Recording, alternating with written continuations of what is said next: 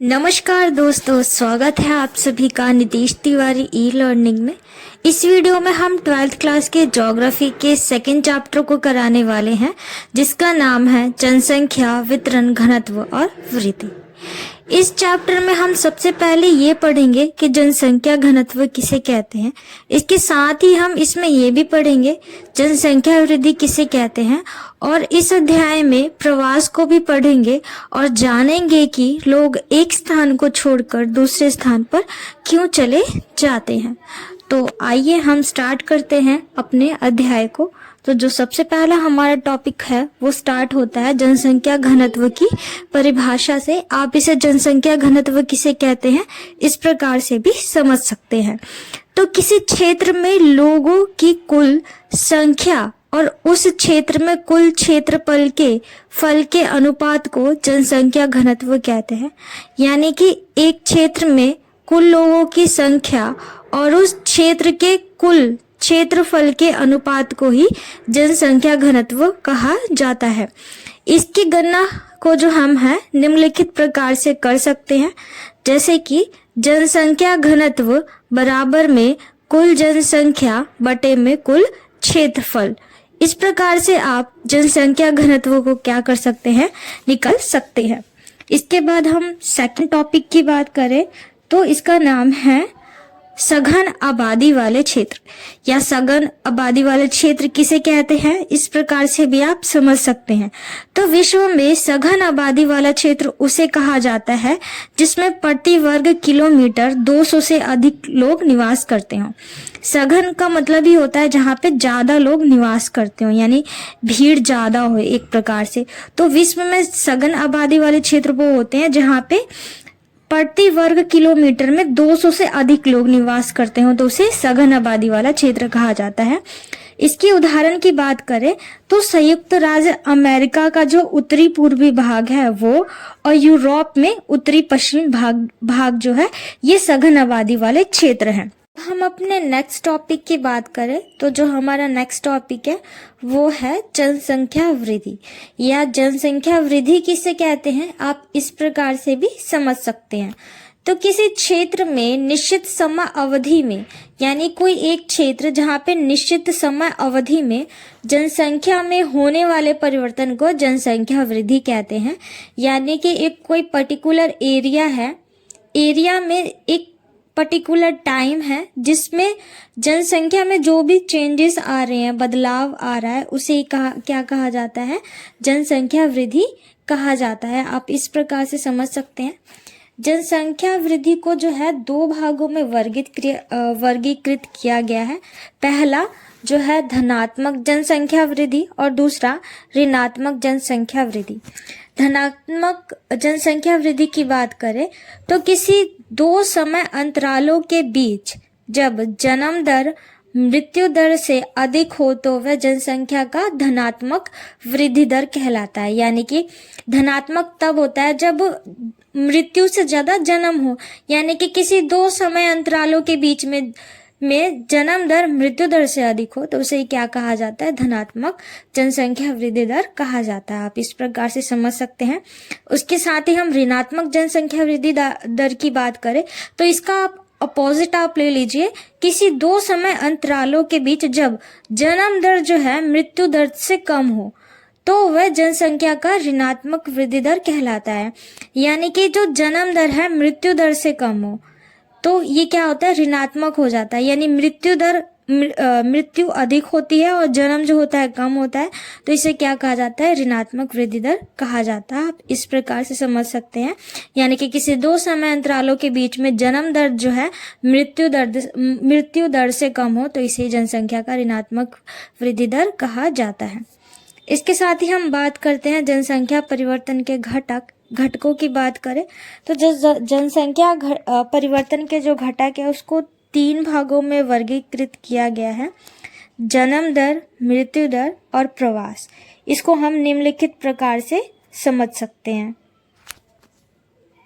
जब हम जन्म दर की बात करते हैं तो जन्म दर को आप इस प्रकार से समझ सकते हैं, अशोधित जन्म दर को प्रति 1000 स्त्रियों द्वारा जन्म दिए गए जीवित बच्चों के रूप में व्यक्त किया जाता है। यानी कि अशोधित जन्म दर, जिसमें प्रति 1000 स्त्रियों के पीछे जितने भी बच्चे जीवित हो रहे हैं, यानी जन्म दिए गए जो बच्चे हैं वो जीवित है, इससे व्यक्त किया जाता है। इसके उच्च होने या निम्न होने का जनसंख्या पर सीधे परिवर्तन होता है। यानी कि जाहिर सी बात है, जितने बच्चे जन्म लेंगे वो बड़े होंगे, उसमें से कितने जीवित होंगे, कितनी की मृत्यु होगी, इसके आधार पर ही तो जो जनसंख्या परिवर्तन है वो निर्धारित किया जाएगा। तो उस पर क्या होता है, सीधे असर पड़ता है जनसंख्या पे। दूसरे की बात करें, मृत्यु दर। मृत्यु दर भी जनसंख्या परिवर्तन में सक्रिय भूमिका निभाता है। यानी कि जनसंख्या वृद्धि केवल बढ़ती जन्म दर से नहीं अपितु घटती हुई मृत्यु दर से परिवर्तित होता है। यानी कि जन्म दर से ही हम केवल जनसंख्या में परिवर्तन नहीं देखते, बल्कि मृत्यु दर से भी क्या होता है, हम जनसंख्या में परिवर्तन देखते हैं। यानी जितने लोग जन्म लेंगे उतने ही लोग मरेंगे, तो जनसंख्या में परिवर्तन होगा। यानी कि 100 में से 90 लोग जीवित रह रहे हैं और 10 लोग जन्म ले रहे हैं, तो फिर आप देख सकते हैं कितना भारी परिवर्तन देखने को मिल रहा है। ये फॉर द एग्जाम्पल था, लेकिन इससे भी क्या होता है, जनसंख्या पर प्रभाव पड़ता है। इसके साथ ही हम प्रवास की बात करें, यानी प्रवास क्या होता है और प्रवास की भूमिका किस प्रकार से रहती है जनसंख्या के परिवर्तन में। तो प्रवास के द्वारा भी क्या होता है, जनसंख्या के आकार में परिवर्तन होता है। इसके अंतर्गत उद्गम स्थान को छोड़कर जाना वह गंतव्य स्थान पर आकर बसना दोनों सम्मिलित है। प्रवास स्थायी व मौसमी दोनों प्रकार के हो सकते हैं। ये जनसंख्या परिवर्तन में योगदान देता है। यानी कि उद्गम स्थान, यानी जहाँ से जो व्यक्ति है छोड़ के गया उस स्थान को, जैसे कि गांव से शहर, गांव से आजकल हम देखते हैं गांव से बहुत ज़्यादा लोग शहरों की ओर अपना पलायन करते हैं सुख सुविधा के चलते, शिक्षा के लिए। तो हम देखते हैं कि गांव से जो है लोगों की संख्या कम होती जा रही है और शहरों में क्या होती है, संकुचितता जो है बढ़ती जा रही है। यानी लोगों की संख्या जो है बढ़ती जा रही है, संकुलन होता जा रहा है बहुत ज़्यादा स्थान। तो ये चीज़ यहाँ पे बताई गई है। जो प्रवास है वो भी क्या करता है, जनसंख्या के परिवर्तन में बहुत महत्वपूर्ण भूमिका निभाता है। ठीक है, इसके बाद हम बात करते हैं कि जो सबसे अधिक जनसंख्या वृद्धि दर वाला जो देश है वो कौन सा है। तो सबसे अधिक जनसंख्या वृद्धि दर वाले देश की बात करें तो वो है लाइबेरिया।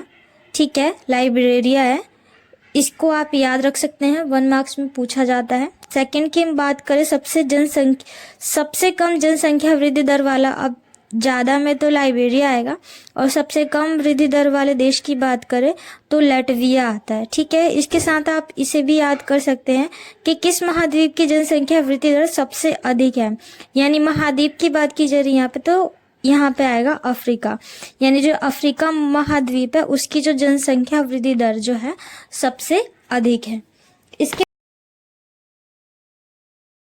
हम अपने टॉपिक की बात करते हैं। तो नेक्स्ट जो हमारा टॉपिक है वो है प्रवास। ठीक है, तो जब लोग एक स्थान को छोड़कर दूसरे स्थान पर जाते हैं तो उसे ही प्रवास कहा जाता है। ठीक है, यानी उद्गम स्थान जहाँ से लोग चले जाते हैं और गंतव्य स्थान जहाँ पे वो आते हैं। ठीक है, प्रवास का अर्थ होता है जब एक स्थान से लोग छोड़कर दूसरे स्थान पर चले जाते हैं तो उससे ही प्रवास कहा जाता है।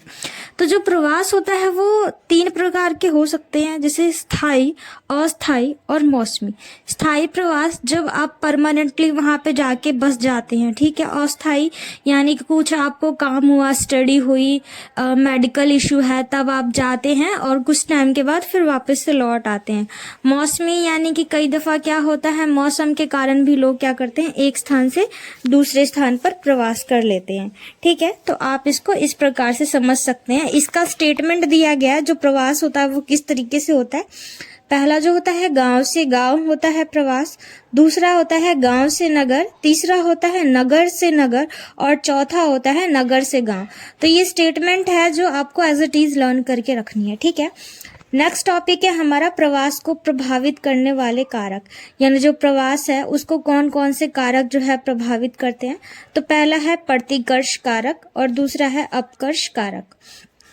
प्रतिकर्ष कारक की जब हम बात करते हैं तो इसमें जो भी हमारे पुश फैक्टर्स जो होते हैं, यानी जो हमें पुश करते हैं उस स्थान को छोड़ के जाने के लिए, वो आते हैं। जैसे कि बेरोजगारी, रहन सहन, रहने की निम्न दशाएं, ठीक है, राजनीतिक अशांति, प्रतिकूल जलवायु, यानी जो जलवायु होती है वो भी प्रतिकूल होती है, प्राकृतिक आपदाएं, यानी कि वहाँ पे सुनामी, भूकंप इत्यादि जैसी चीज़ें होती रहती हैं, महामारियाँ, सामाजिक आर्थिक समस्याएं, ये जो सारी चीज़ें होती हैं लोगों को प्रतिकर्ष करती है, यानी पुश करती है उस स्थान को छोड़ के जाके दूसरे स्थान पर रहने की। ठीक है, नेक्स्ट है हमारा अपकर्ष कारक। अपकर्ष कारक के अंतर्गत हम देखते हैं इसमें क्या होता है, काम के बेहतर अवसर होते हैं, यानी कि लोगों के पास अपॉर्चुनिटीज़ होती हैं काम की, रहन सहन की अच्छी दशाएं होती हैं, शांति होती है, ठीक है, जीवन जो होता है अच्छा होता है, संपत्ति होती है, संपत्ति की सुरक्षा होती है, अनुकूल जलवायु होती है, ठीक है। तो ये सारी चीज़ें जो होती हैं लोगों को क्या करती हैं, आकर्षित करती हैं, यानी पुल फैक्टर्स, यानी जो आपको पुल करती है। ठीक है, तो दोनों का आप जब अपोजिट भी कर देंगे तो भी आप दोनों के आंसर जो है इजीली लिख पाते हैं। ठीक है, तो इस तरीके से आपको प्रवास के प्रभावित करने वाले कारक को बताना है। ठीक है, आशा करती हूँ कि मैंने चीज़ों को अच्छे से बताया है, आपको चीज़ें अच्छे से समझ में आ रही है। नेक्स्ट वीडियो में हम इसके बाकी के पार्ट्स को पढ़ेंगे। ठीक है, थैंक यू वेरी मच। जय हिंद, जय भारत।